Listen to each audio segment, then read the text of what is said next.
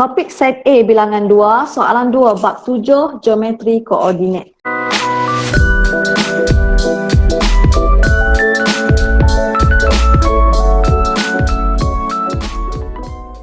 Okey, kita masih lagi dalam topik geometri koordinat. Seperti biasa, saya akan asyik tunjuk sahaja rumus supaya dia sentiasa berlega-lega di fikiran kamu.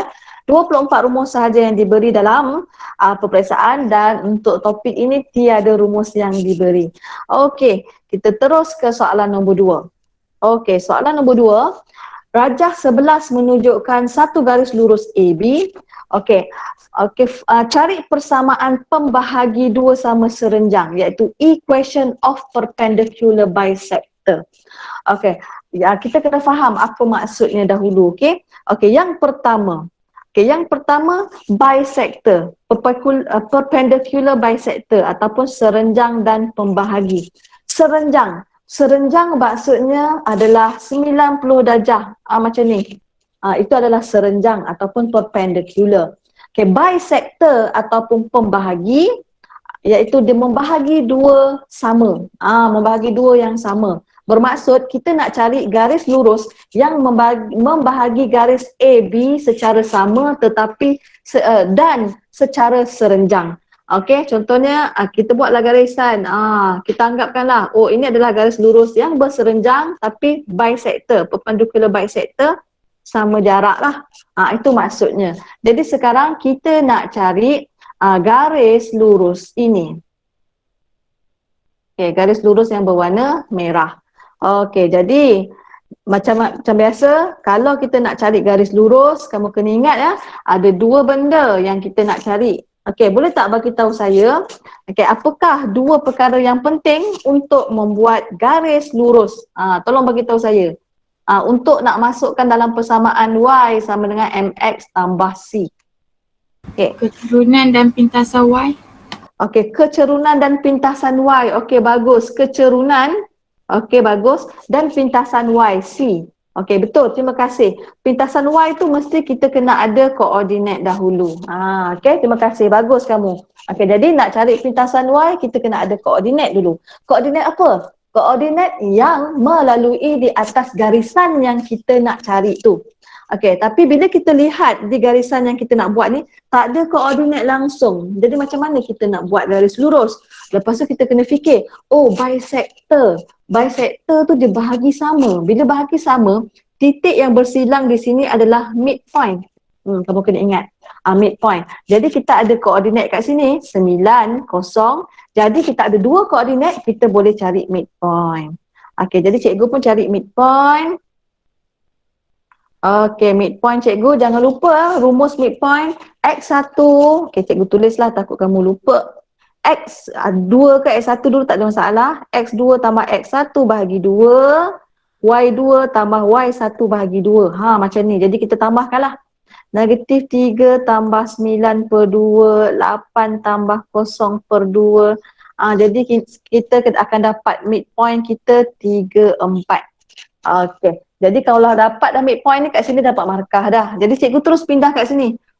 Kita punya koordinat yang melalui garis lurus merah adalah 3, 4. Okey, seterusnya kita nak cari kecerunan pula.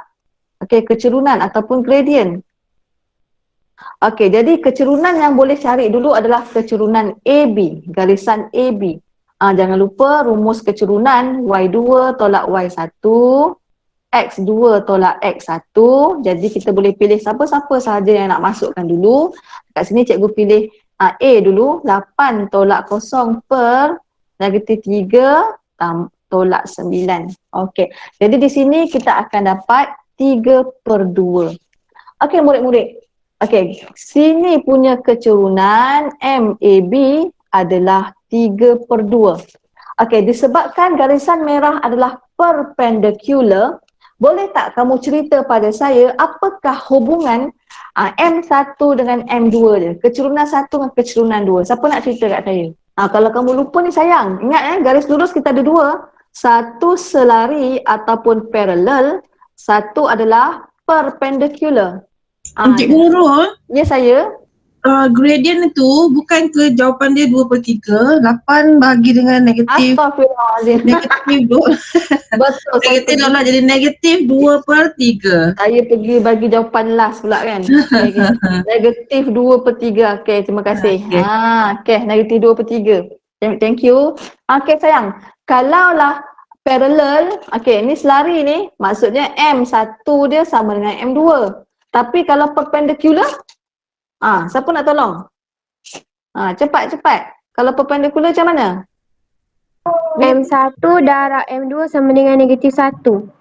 Okey, bagus. Terima kasih Umu. Okey, M1 darab M2 sama dengan negatif 1. Okey, bagus.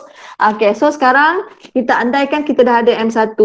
Maksudnya M1 darab M2 sama dengan negatif 1.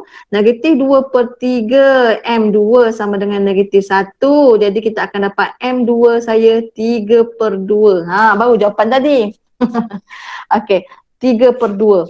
Jadi sekarang murid-murid, warna merah itu, garisan merah kecerunan dia adalah 3/2. Okey. Jadi bila dah ada kecerunan garis lurus merah, bila dah ada satu koordinat yang melalui garisan lurus merah, baru kita boleh cari C. Di mana 4 sama dengan M kita tadi, 3/2 X kita adalah 3 tambah C. Jadi 4 sama dengan, dekat sini kalau kamu nak cari C berhati-hati ya, bila saya tanda ramai tersilap buat C, kamu pergi bawa C sebelah kiri. Tak ada masalah. Kalau bawa C sebelah kiri, C mesti jadi negatif tau. Kebanyakan kamu yang buat silap, dia tak letak negatif. Jadi kalau nak selamat, bila C kita dah positif, biarkan sahaja di kawasan yang positif. Jadi saya pindahkan nombor sahaja. Okey. Jadi kita akan dapat C kita di sini adalah negatif 1/2 sama dengan C. Barulah kita buat balik C sama dengan negatif 1/2. Sama je. Okey. Jadi, alamak, tak nampak. Okey. Seterusnya, barulah kita dapat jawapan. Jawapan yang lengkap. Kejap bercampur pula nanti. Zat. Okey, baru kita tulis balik persamaan kita yang lengkap di mana Y sama dengan kecerunan kita tadi adalah 3/4 X tolak 1/2. Begitu. Jadi kita dah dapatlah jawapan di mana kita perlu mencari midpoint, lepas tu kita perlu mencari kecerunan ataupun gradient, dapat C dan masukkan semula dalam persamaan. Astaghfirullahalazim, kat sini saya silap tulis, bukan 3/4, 3/2. Okey, 3/2. Okey, 3/2 X tolak 1/2.